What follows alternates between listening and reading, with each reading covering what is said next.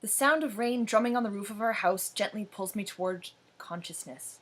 I fight to return to sleep, though, wrapped in a warm cocoon of blankets, safe at home. I'm vaguely aware that my head aches. Possibly I have the flu, and this is why I'm allowed to stay in bed, even though I can tell I've been asleep a long time. My mother's hand strokes my cheek, and I don't push it away as I would in wakefulness, never wanting her to know how much I crave that gentle touch. How much I miss her, even though I still don't trust her. Then there's a voice, the wrong voice, not my mother's, and I'm scared. "Katniss," it says. "Katniss, can you hear me?"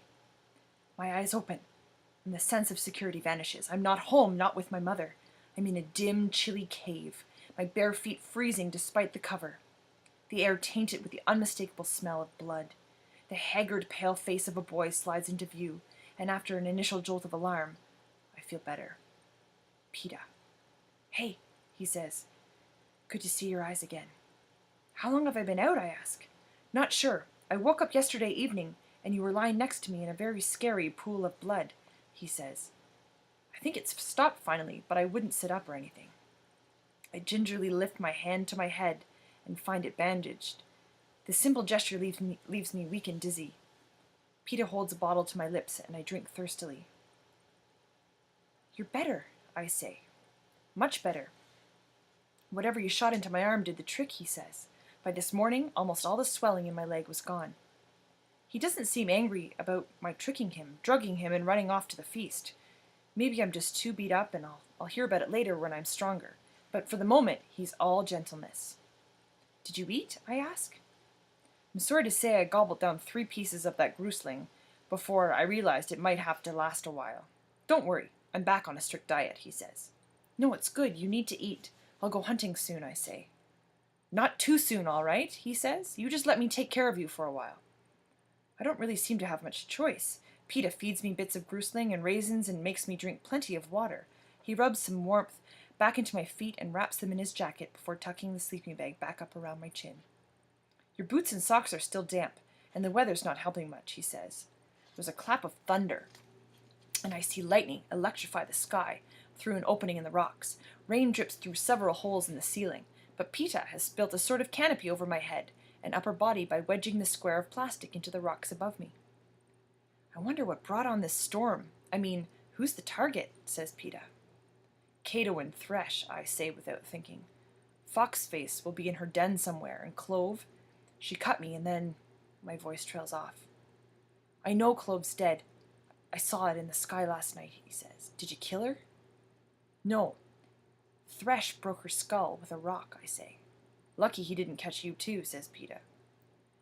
The memory of the feast returns full force, and I feel sick. He did, but he let me go.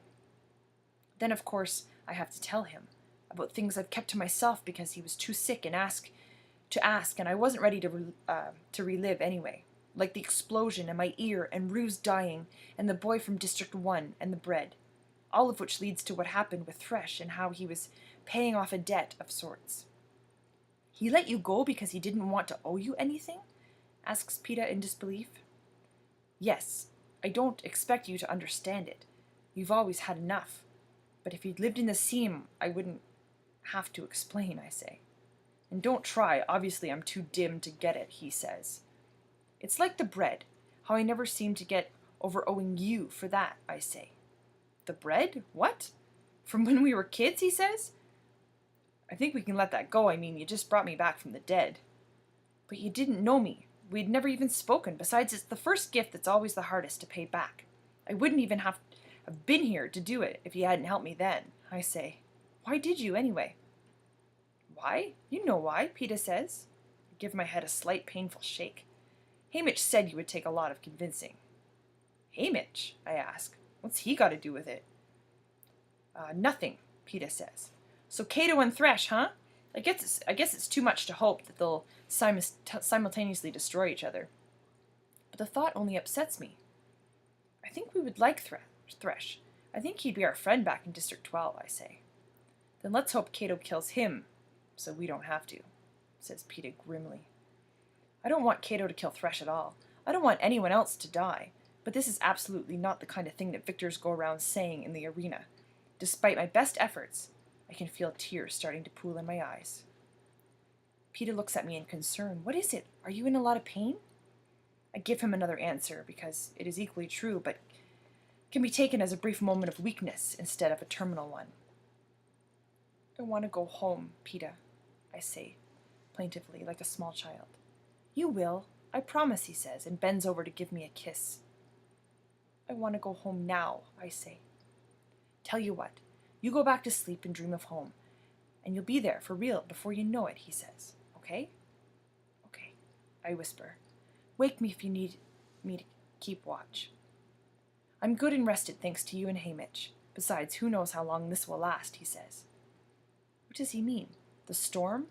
The brief respite it brings us? The games themselves? I don't know, but I'm too sad and tired to ask.